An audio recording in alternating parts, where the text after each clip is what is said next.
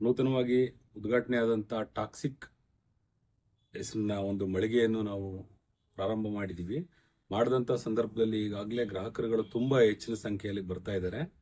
ಈ ಗ್ರಾಹಕರುಗಳನ್ನು ನೋಡಿ ಇದೊಂದು ವಿಶೇಷವಾದ ಒಂದು ಅಂಗಡಿ ಇದೆ, ಇಲ್ಲಿ ಭಾಳ ಕಡಿಮೆ ಬೆಲೆಯಲ್ಲಿ ಎಲ್ಲ ಥರ ಪದಾರ್ಥಗಳು ಸಿಗ್ತಾ ಇದೆ ಅಂತೇಳಿ ಎಲ್ಲ ರೈತರುಗಳೆಲ್ಲ ತುಂಬ ಸಂತೋಷ ಪಟ್ಟಿದ್ದಾರೆ. ಹಾಗಾಗಿ ನಮ್ಮ ಯುವಕನಾದಂಥ ಬಸಪ್ಪನಿಗೆ ಅನುಕೂಲ ಆಗಲಿ ಅಂತೇಳಿ ಎಲ್ಲ ಜನಗಳು ಸಹಾಯ ಮಾಡ್ತಿದ್ದಾರೆ.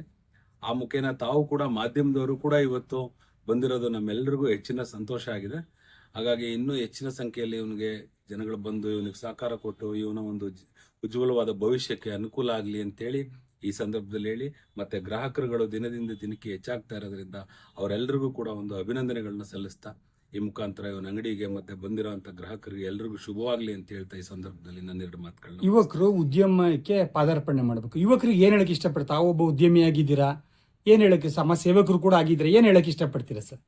ಯುವಕರುಗಳು ಚೆನ್ನಾಗಿ ವಿದ್ಯಾಭ್ಯಾಸ ಮಾಡೋದು ಮೊದಲನೇದು. ವಿದ್ಯಾಭ್ಯಾಸ ಆದ ನಂತರ ಉದ್ಯೋಗ ಆಗಿ ಇವತ್ತಿನ ದಿನಗಳಲ್ಲಿ ತಂದೆ ತಾಯಿಗಳನ್ನ ತುಂಬಾ ಜವಾಬ್ದಾರಿಯುತವಾಗಿ ನೋಡ್ಕೋಬೇಕಾಗಿರೋ ಅಂಥದ್ದು ನಮ್ದೊಂದು ಕರ್ತವ್ಯ ಆಗಿದೆ. ಯಾಕಂದ್ರೆ ಆಶ್ರಮಗಳಲ್ಲಿ ಅಲ್ಲಿ ಇಲ್ಲಿ ಎಲ್ಲ ಇರಿಸ್ತಾ ಇರೋಂಥದ್ದು ದಿನಕ್ಕೆ ಜಾಸ್ತಿ ಆಗ್ತಾ ಇದೆ. ಅದೆಲ್ಲ ತಪ್ಪಬೇಕು.